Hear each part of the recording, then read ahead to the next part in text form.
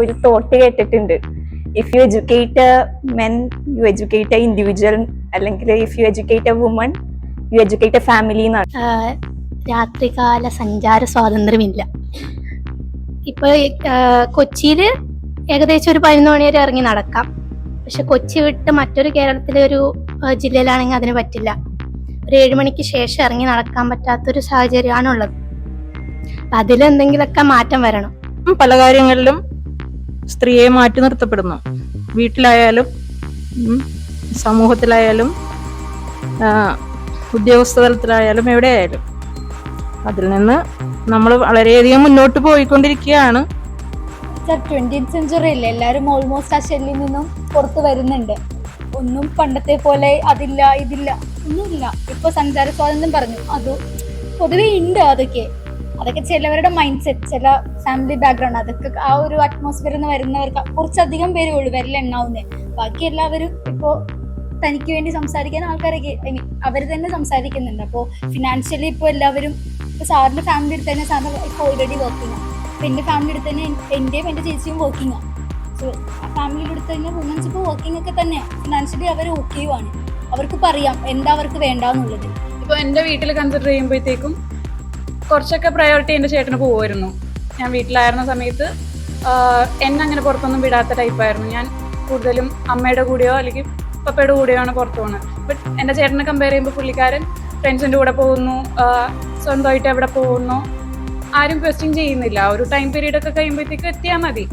ഉണ്ട്, റെസ്ട്രിക്ഷൻസ് ഉണ്ട്, എന്നാൽ പോലും കൂടുതൽ റെസ്ട്രിക്ഷൻസ് എനിക്കായിരുന്നു കൂടുതലുണ്ടായത്. അതിൽ കുറച്ചും കൂടി ചേഞ്ചസ് വേണം.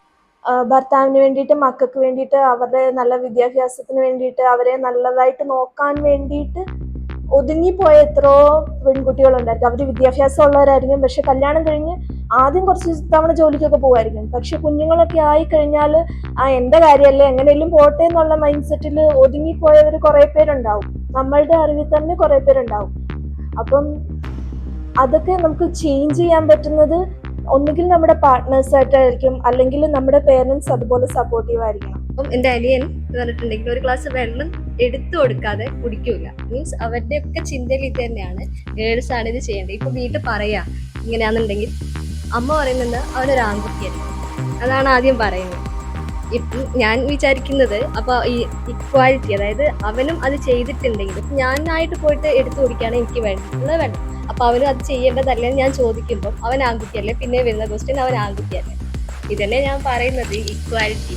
അക്കോർഡിംഗ് ടു നമ്മുടെ പ്രിയാമ്പിൾ അനുസരിച്ച് we the people of India എന്നാണ്, sovereign socialist secular and democratic republic എന്നാണ്. ബട്ട് ബേസിക്കലി അതിവിടെ ഇല്ല അല്ലേ. ലൈക്ക് ഇപ്പം മുമ്പ് അവിടെ പറഞ്ഞ പോലെ തന്നെ എൻ്റെ വീട്ടിലും ഇത് തന്നെയാണ്. എനിക്ക് കുഞ്ഞൊരു അനിയനുണ്ട്, അവന് 3 വയസ്സേ ഉള്ളൂ. അവൻ ഇരിക്കുന്നിടത്ത് നമ്മൾ കൊണ്ട് കൊടുക്കണം, അങ്ങനെയാണ്. ഇപ്പം അവിടെ ഇരിക്കുകയാണെങ്കിൽ അമ്മയൊക്കെ എടുത്തിട്ട് ആണെങ്കിൽ അവന് പോയി എടുക്കാവുന്നതേ ഉള്ളൂ. ബട്ട് ആ ഒരു മൈൻഡ് സെറ്റ് അല്ല. ഇപ്പം എൻ്റെ കേസിൽ തന്നെ പറയുകയാണെങ്കിൽ ഞാൻ ഇവിടെ ഇങ്ങനെ കണ്ടിട്ടുള്ളൂ. അപ്പം നമ്മുടെ വീട്ടിൽ ഫാമിലിയിൽ പോയി കഴിഞ്ഞാൽ ഒരിക്കലും ഇവിടുത്തെ ഒരു കാഴ്ചപ്പാടോ കാര്യങ്ങളോ ഒന്നും തന്നെയല്ല ഇപ്പോഴും നടക്കുന്നത്. ഇപ്പം എൻ്റെ ഫാമിലിയിൽ തന്നെ ഞാൻ മാത്രമാണ് ഒരു പെൺകുട്ടി ജോലിക്ക് വരുന്നുള്ളൂ. ബാക്കി എല്ലാ ലേഡീസും വീട്ടിലിരിക്കുന്നവരാണ്, അല്ലെങ്കിൽ കൊച്ചിനെ നോക്കിയിരിക്കുന്നവരാണ്. ഞാൻ മാത്രമാണ് ഇപ്പം ഇത്രയും നാളായിട്ടും ജോലിക്ക് വരുന്നത്, മാരീഡായിട്ടും ഒരു ഇങ്ങനെ വരുന്ന ഒരാൾ. അപ്പം എല്ലാ ഫാമിലിയിലും അങ്ങനെയല്ല നടക്കുന്നതും.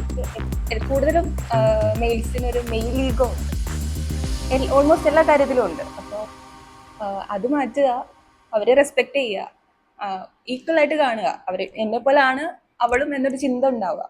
നിങ്ങൾ ഈ പറഞ്ഞ കാര്യം കേട്ടിട്ടും ഞാൻ നാളെ ഇതുപോലെ ഇതിന് എഗെയിൻസ്റ്റ് ആയിട്ട് നിൽക്കരുത്.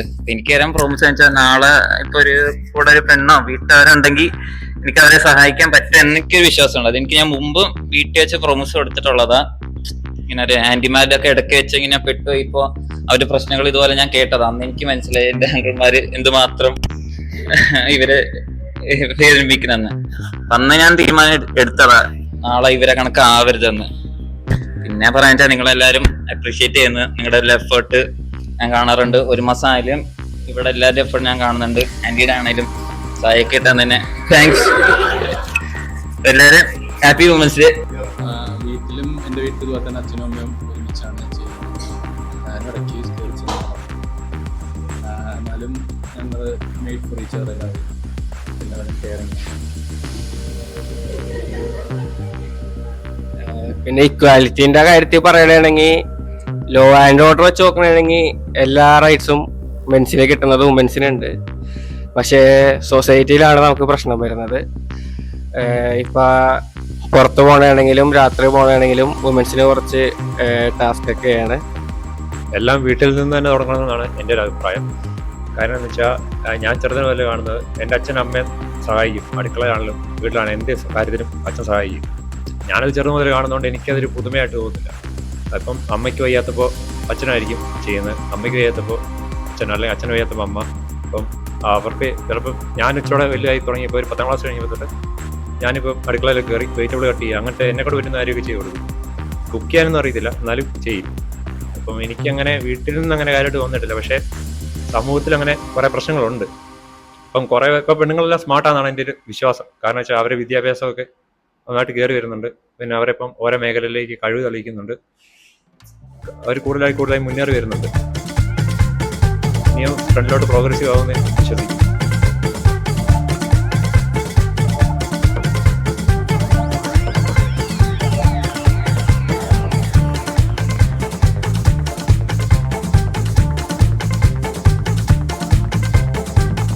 ഹായ്, എൻ്റെ പേര് അശ്വന്ത്. ഞാൻ കൊല്ലത്തു നിന്നാണ് വരുന്നത്. ഞാൻ ഫൈൻ ഗ്ലോബൽ HR-ലേക്ക് ഒരു CV അയച്ചായിരുന്നു. അങ്ങനെ CNC ഓപ്പറേറ്റർ ആയിട്ടാണ് ഞാൻ അയച്ചത്. എന്നെ റിക്രൂട്ട് ചെയ്തത് വിഷ്ണു, HR വിഷ്ണുവാണ് എന്നെ റിക്രൂട്ട് ചെയ്തത്. ഇപ്പോൾ ഒരു 2-3 ആഴ്ചയ്ക്ക് എൻ്റെ വിസയും ടിക്കറ്റും എല്ലാം എനിക്ക് ശരിയായി കിട്ടിയിട്ടുണ്ട്. ഇവരെ എല്ലാം നല്ല രീതിയിലാണ് നടത്തിക്കൊണ്ട് പോകുന്നത്, കുഴപ്പമൊന്നുമില്ല. എല്ലാം എന്താണ് പറയുന്നത്, നമ്മളെ പ്രോസസ്സിങ് ആയാലും എല്ലാം വളരെ പെട്ടെന്ന് തന്നെ ചെയ്തിട്ടുണ്ട്. വേറെ കുഴപ്പമൊന്നുമില്ല, പെട്ടെന്ന് എല്ലാം അറേഞ്ച് ചെയ്ത് കിട്ടിയിട്ടുണ്ട് എനിക്ക്. ഇപ്പം എനിക്ക് പോകാനുള്ള ടിക്കറ്റും വിസ എല്ലാം തന്നിട്ടുണ്ട്. അടുത്ത മൺഡേയിൽ ഞാൻ പോവുകയാണ്. അപ്പം ഇവരോട് എല്ലാവരോടും ഒരു നന്ദി പറയുന്നു.